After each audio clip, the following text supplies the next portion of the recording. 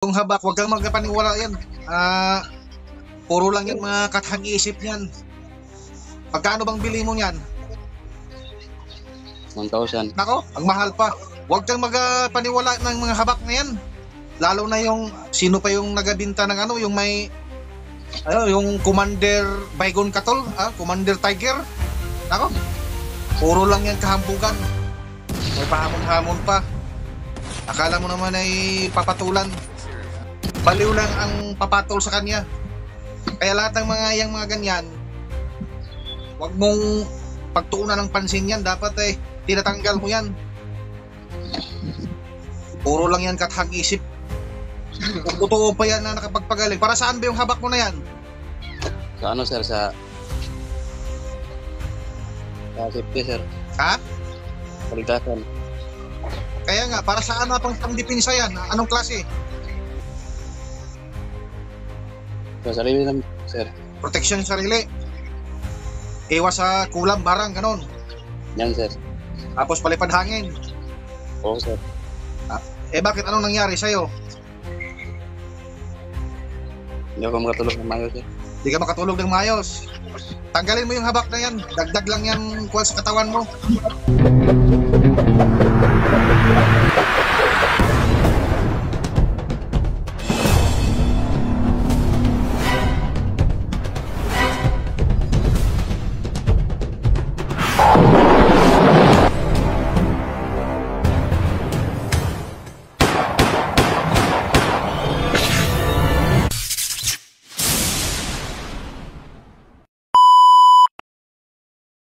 Ano bang may tutulong natin sa iyo?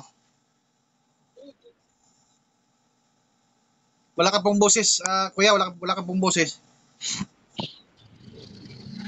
Pagamot po ako sana, sir. Bakit? Ano bang problema mo? Ano bang sakit? Ha? Lagi siya masakit. Nasaan na yung mga ano mo? Mga gamit mo?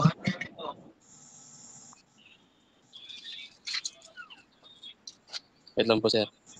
Dapat lahat ubusin mo na yan kung gusto mong mawala yan lahat yung mga karamdaman mo. Kasi kung mayroon ka pang ititira dyan, gagambalain ka pa rin niya yan. Kaya gusto ko yung cooperate ka. Kung gusto mong mawala lahat yung karamdaman mo, ang dahil yan sa mga Latin na ginagamit mo. Pag hindi mo ilabas yan lahat, gagambalain ka pa yan. Maaari mo pa yang ikapahamak sa sarili mo. Baka, wag naman sana, ang pupuntahan mo niyan, baka mabaliw ka niyan.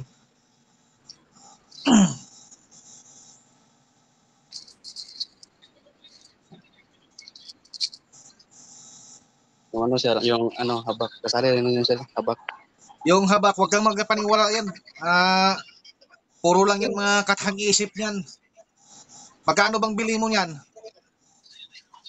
1,000. Nako, ang mahal pa. Huwag kang magpaniwala ng mga habak na yan.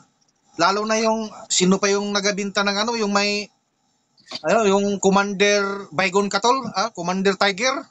Nako, puro lang yan kahambugan. May pahamon-hamon pa. Akala mo naman ay papatulan. Baliw lang ang papatol sa kanya.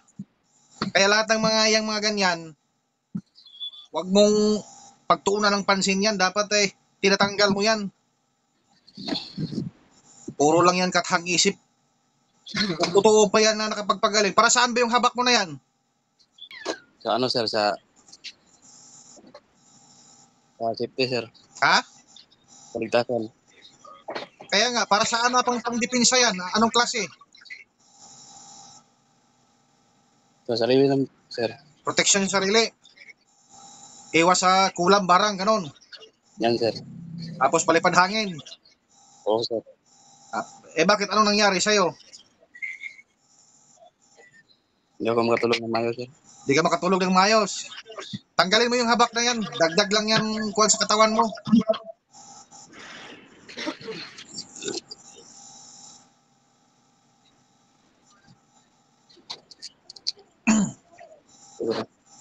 Lagay mo yan dyan. Asan na yung mga Latin mo?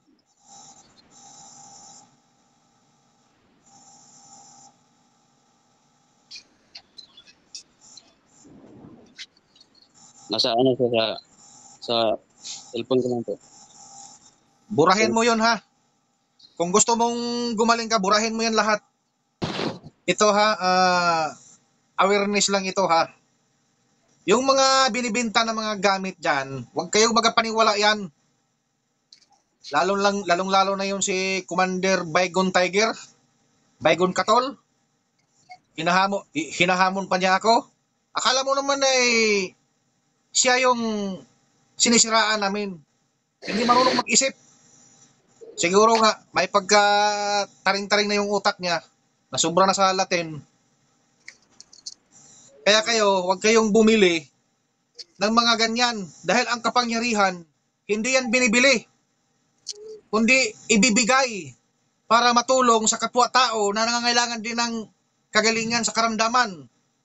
Tama ba? Po sir. Oo. Kaya leksyon mo na yan. Sa susunod, wag na kayong magpaniwala ng mga ganyan na bili-bili kayo ng mga gamit, walang kwenta yan. Ngayon, hinahamon nila ako. Ngayon, ilalabas ko din kung ano yung mga katotohanan. Kayong mga nanonood, ang mga gamit na binibenta na may mga kapangyarihan daw, yan ay mga kathang-isip lamang. Hindi yan tunay. Oh, tulad nito, anong nangyari? Puro lang, ang mamahal pa ang binta. Magkaano ang bili? Mayroon bang kapangyarihan na binibili? Dapat binibigayan para makatulong din sa kapwa-tao. Hindi binibinta. Yan. Kumuha ka ng ano ha? Tubig.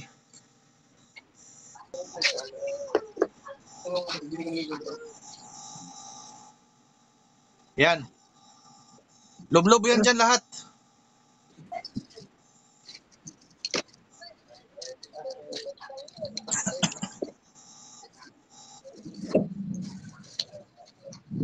Good.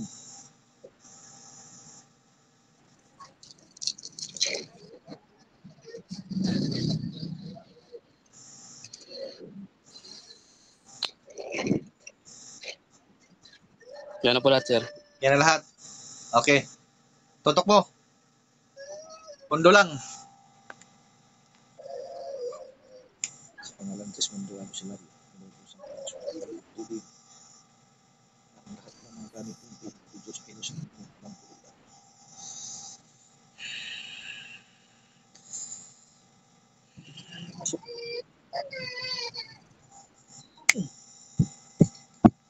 Okay. Walang kwenta na yan. Yung habak mo, nakasama mo ba dyan? Ito sir, habak. Ayan, Ito lang sige. sir. Lagay mo na yan dyan. Ikaw naman, kuha ka ng tubig.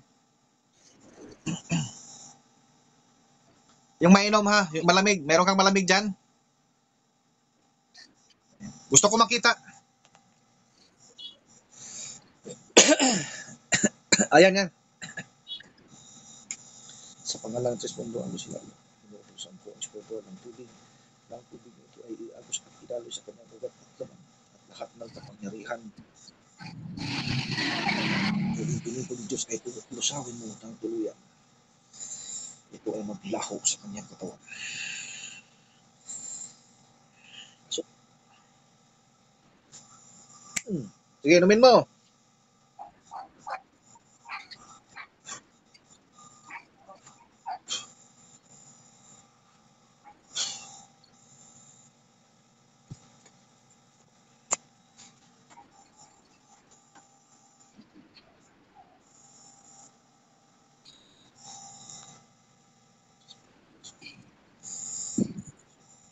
Oh, nga. Lulok. Lulok. Pasok. Sige, pakiramdaman mo. Kumpara mo kanina. Ngayon.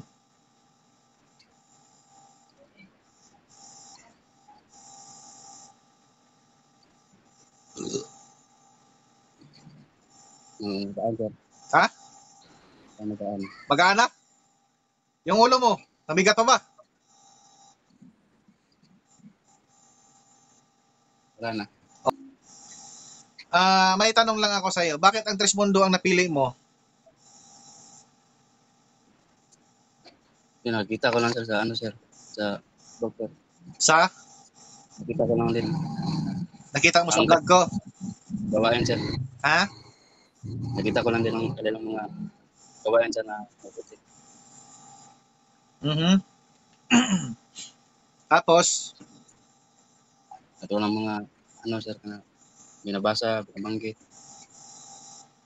nakita mo ba yung mga vlog ko? Ito po sir. Anong pangalan ng vlog ko? Ah, recap sir, recap sir. Ito sir. Dalawa Replika? yun sir. Replika sir. Oo. Buti alam mo. Kaya, Magana sir. anong pakiramdam ngayon? Gaana? Nagpapawis ka? Okay kang ganti. So, hanggang dito na lang ako mga ka-vlog ko. See you next vlog mga ka-vlog ko.